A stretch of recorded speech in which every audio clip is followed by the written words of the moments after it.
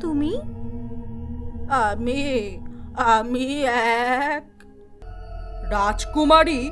বাইরে আমি ডাইনির কাকটাকে দেখেছি। হয়তো ডাইনি আবার রাজপ্রাসাদে এসেছে। ডাইনি?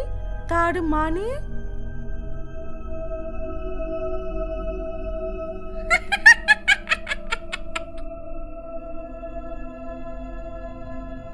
না!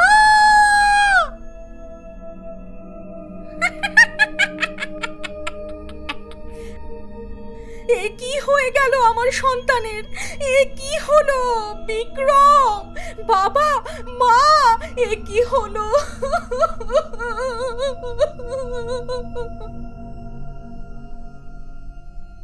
মায়াবতীর সেই এক ফোঁটা নিঃস্বার্থ ভালোবাসার অশ্রু সব অভিশাপকে ধুয়ে দিল। বিষের প্রভাব নষ্ট হয়ে গেল এবং একটি জাদুকরী শক্তি ডাইনির গুহায় প্রবেশ করল।